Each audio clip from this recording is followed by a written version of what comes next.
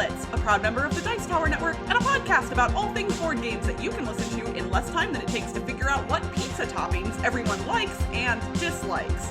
Board Game Blitz is sponsored by Grey Fox Games. This week, we're talking about gaming get-togethers. First, we discuss a couple games we've played recently, like Escape Room, the game Puzzle Adventure Secret of the Scientist, Exit, the game plus Puzzle the Sacred Temple, and The Search for Planet X. Then, we talk about how to plan and host a large game night at home.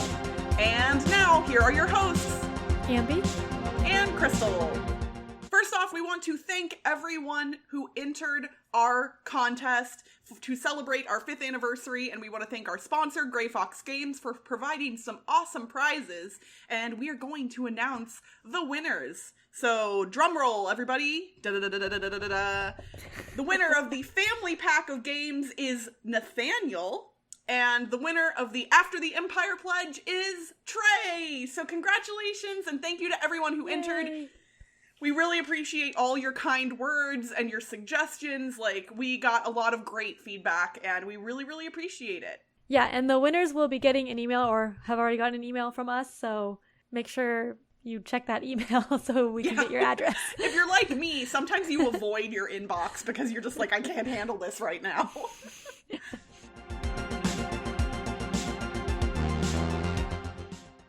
Recently, I played a couple of escape room jigsaw puzzle games. Woohoo! I actually streamed both of these. So I played Escape Room the game, Puzzle Adventure, Secret of the Scientist. That's all one name. That is a mouthful and a half, I just have to say. And then I also played Exit the game plus Puzzle, the Sacred Temple. So they're both pretty long games. But for Escape Room the game, Puzzle Adventure, Secret of the Scientist.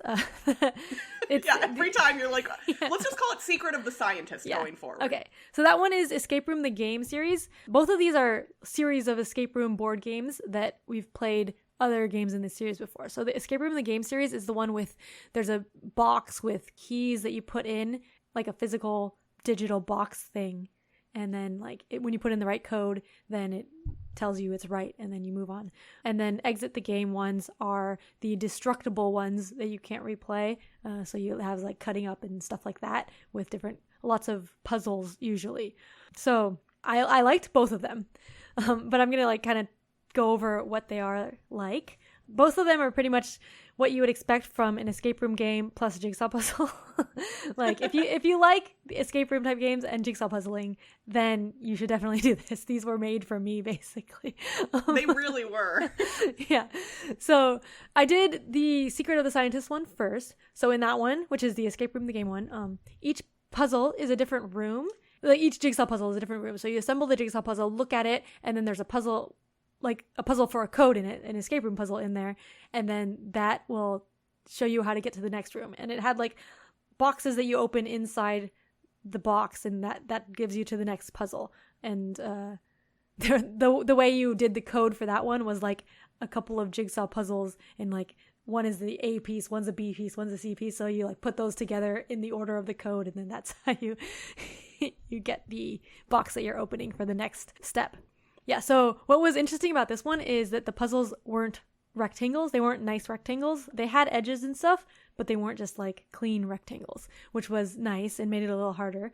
Also, the pieces were not unique. So some pieces were the same shape, but the art itself is unique enough that it was still easy to do. Sometimes puzzles, really cheap jigsaw puzzles are bad, but this was still good to do. Yeah, and so I really liked it. There was a story about a scientist who is dead, and you're trying to go into their lab and figure stuff out and save the world, stuff like that. And I really enjoyed it. There were hints for some of the puzzles. I think in the book there's a couple of hints for each puzzle, so you can use that, and it adds on or subtracts from your score. I used a couple of hints, and I think they were useful, or I might have used one hint or something. So I can't comment too much on the hint system, but I think the one that I did use was helpful. Okay. But yeah, so I liked it a lot. And then I played Exit the game, the puzzle, the Sacred Temple, which that one, the puzzles were different. It was a little slightly different experience. So in the Exit one, there's 4 different puzzles. Each one was a scene. So if you've played exit games, you know how there's a book that has different pictures in it, and then you're normally going through the book to look at the pictures, and then there's riddle cards and stuff. So instead of a book, it has jigsaw puzzles. So the puzzles had the scene, and then each scene has a few of the exit puzzles in them. And instead of cards, all the hints are in the book, which is nice. Oh, yeah, that's interesting. Yeah, you can just like look in the book. I was actually able to mostly do it without destroying. There was a couple of puzzles that had like used up the components and destroyed it, but I think like I can make it so that someone else can play with it, because like one of them, there was cutting, but like that part wasn't super puzzly, so I don't think it'll detract too much from someone else doing the experience again if you want to. But I really enjoyed it. What was really cool about this is the puzzles, like some of the puzzles, the escape room puzzles, used the fact that it was a jigsaw puzzle. So like instead of just being like looking at the image.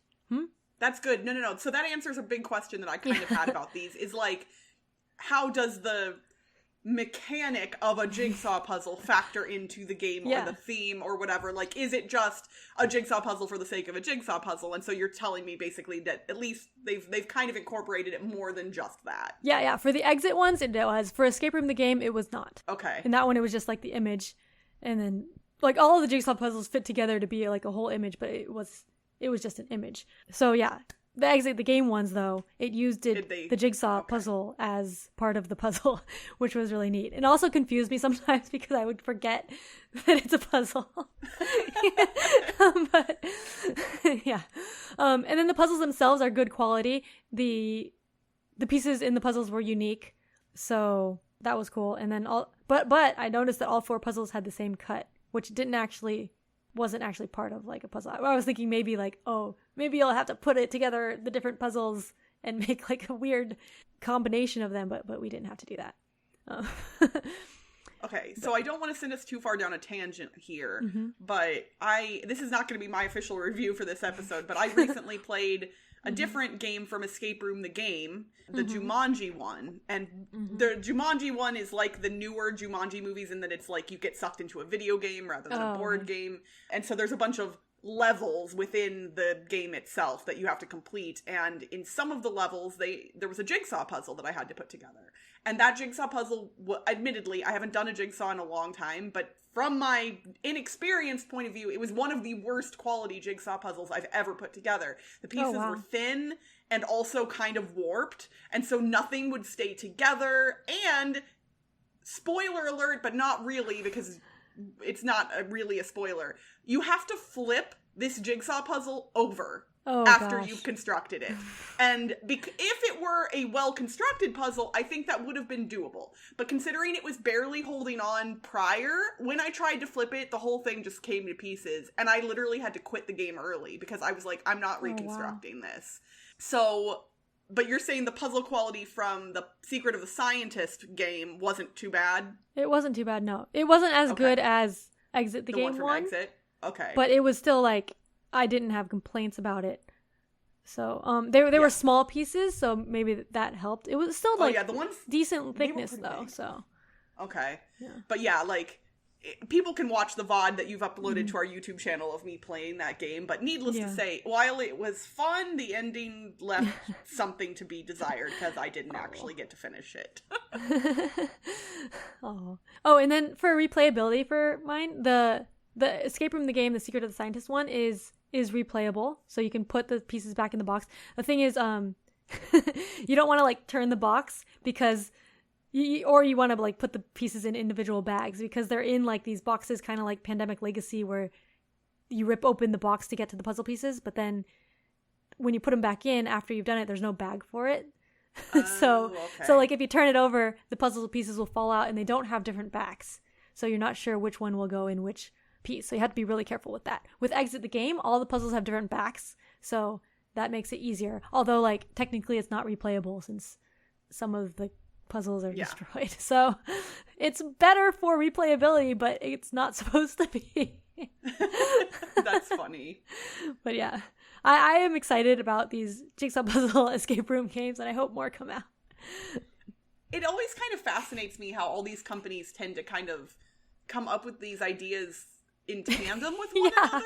I know. Like, it just seems odd to me, and I don't know if these games were more a result of the pandemic, because jigsaw puzzles got really popular early in the pandemic, so did the escape room game people go, ooh, let's, leverage people loving jigsaw puzzles and put them in the escape room games, and did they all think of that at the same time? Because they're all coming out at the same time, so I'm like... Well, Ravensburger had escape room jigsaw puzzles before, but that was a jigsaw puzzle with, like, a little bit of escape room puzzles at the end. Oh, yeah. Whereas this is more like an escape room with jigsaw puzzles, so...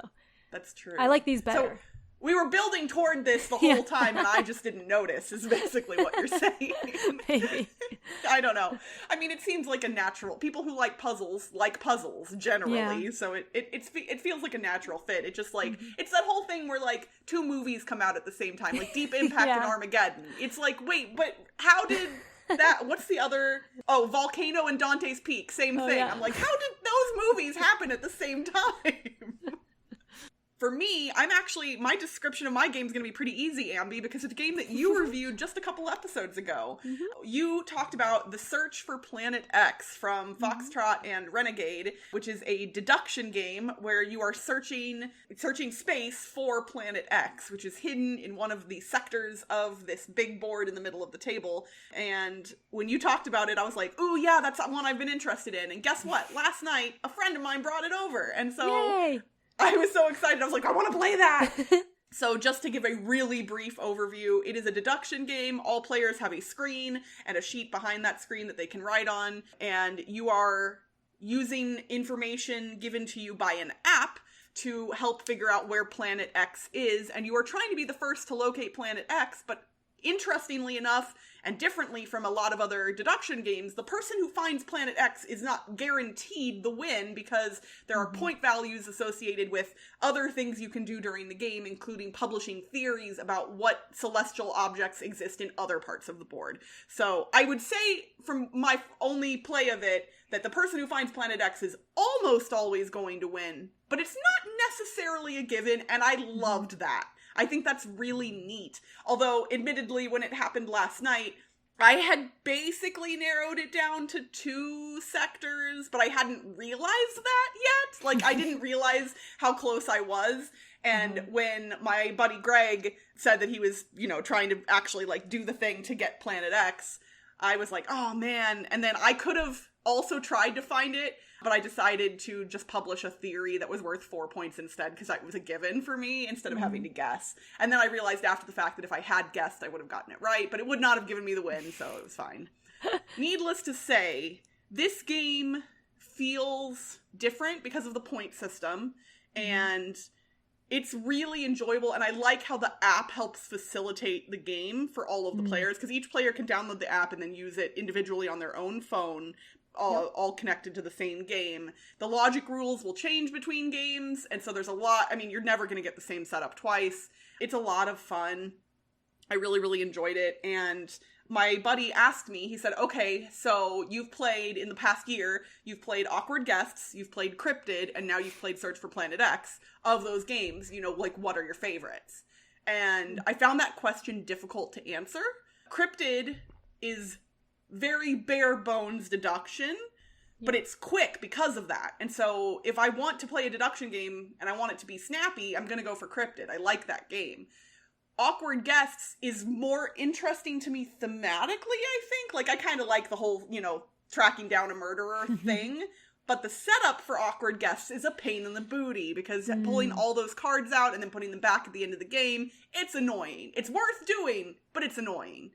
So it's hard for me to choose between Planet X and Awkward Guests for which is my favorite, honestly. I like them both a lot. I've played Awkward Guests a few more times. Obviously, I've only played Search for Planet X once, but this is an anticlimactic. I don't know which of them is my favorite, I guess. I would have to play Planet X a few more times. I actually think Planet X I might end up liking more, but that's not to take away of my love of Awkward Guests, because I really like that too.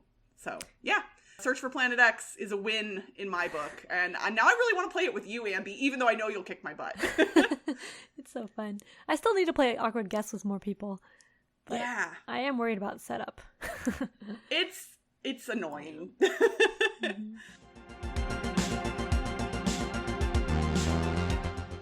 Speaking of having friends over to play board games, you and I have both been getting to do that again recently. Yay, yes. We are both vaccinated, and our friend groups are also vaccinated, and so we have been gathering in small groups at our homes, which, man, oh man, does it feel good. Although I am realizing that I am not the only one having a very particular problem right now where we get less game playing in because we're just so happy to be around each other that we just end up like chit-chatting more than even usual. It's just nice to be around other humans. And it's funny because we can, like, we've been Zooming and Skyping and talking through Discord the whole pandemic, but there's something about being in a room with other people that just, you can't quite nail it when you're online. Yeah. And it's making me infinitely happy, and I just wanted to share that fact, because man, oh man, I like being around other people. Yeah, I'm an introvert, but I still missed people, so. I mean, that's saying something, yeah. If even the introverts are like, give me people, then you know.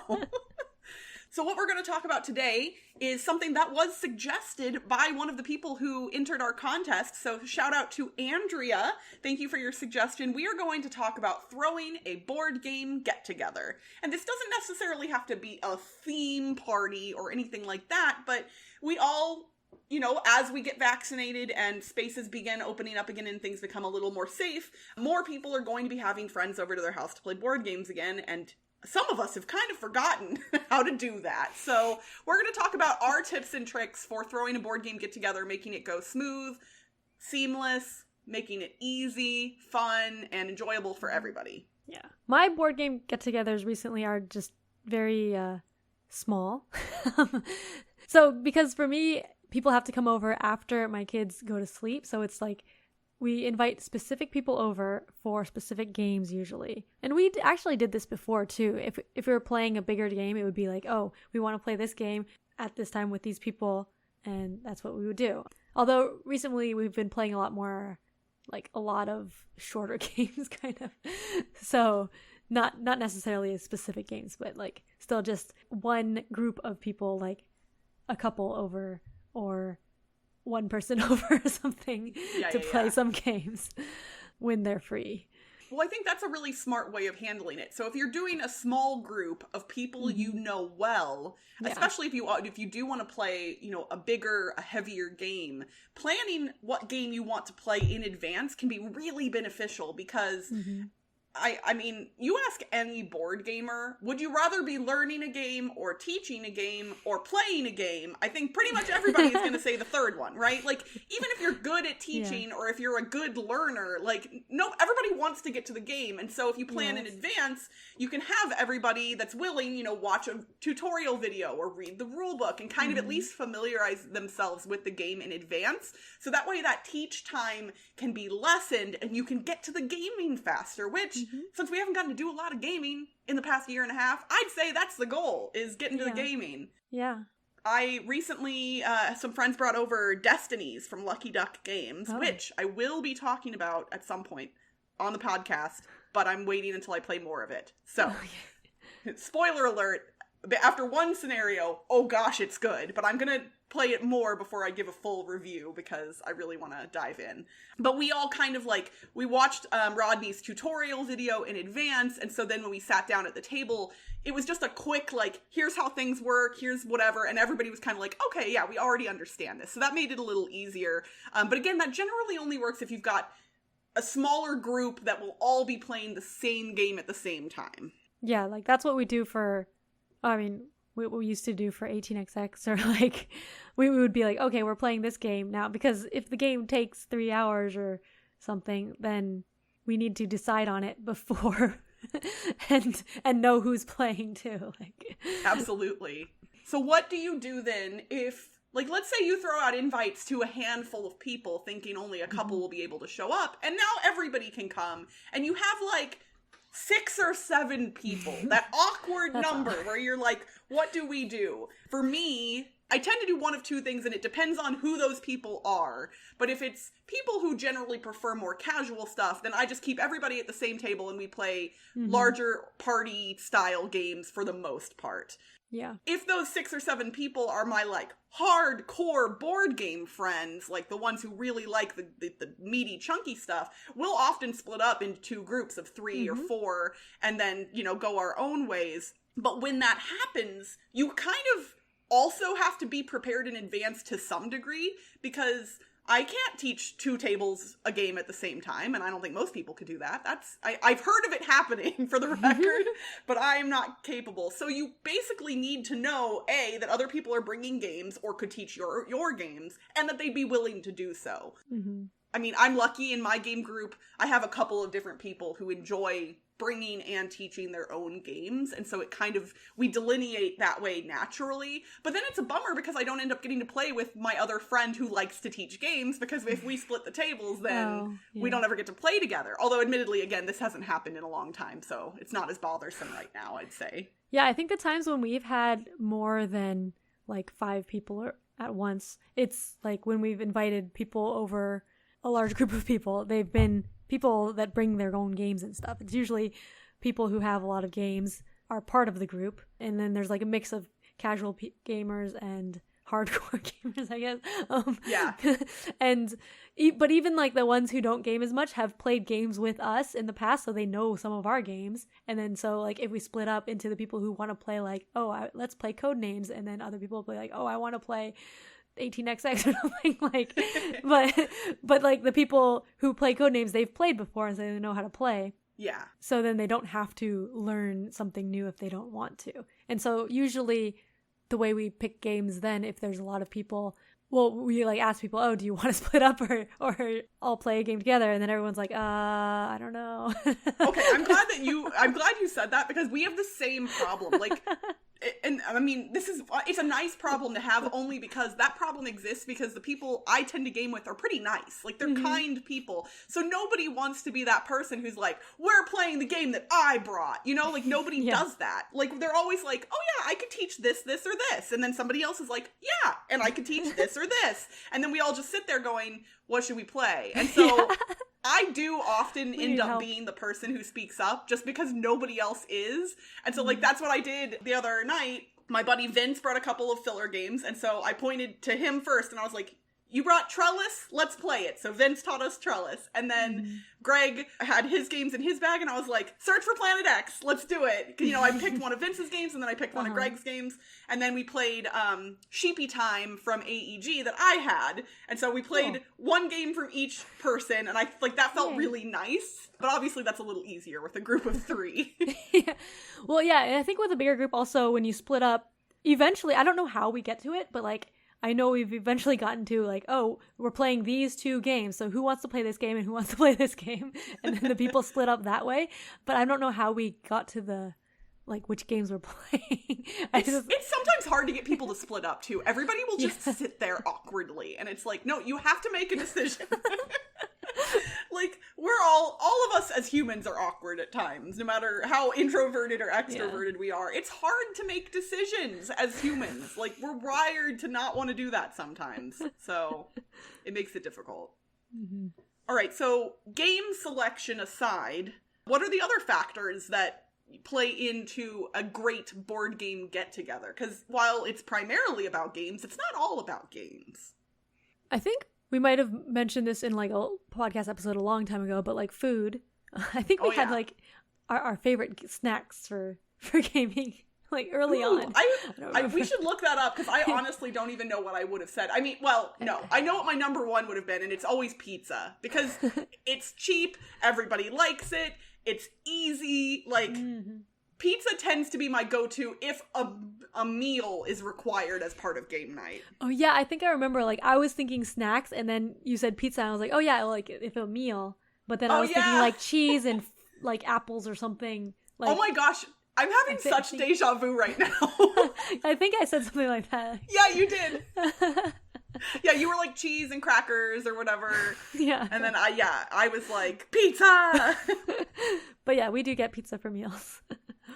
Yeah, pizza's good. I've done some other fun things for meals. Like, we've ordered for a big get-together in the past, like, you know, years ago. Like, we've done, like, kind of catering from a restaurant as well, if you're gonna have a lot of people over. Or one time a buddy of mine actually, like, cooked a gigantic pot of spaghetti for everybody. And admittedly, we didn't eat the spaghetti while we were gaming because, you know, that's a recipe for disaster. But it was really nice because it felt good to have a nice hearty meal, you know, that it felt better than just like shoving down some greasy pizza. Don't get me wrong, I love pizza, but it's not like, it doesn't make you feel good.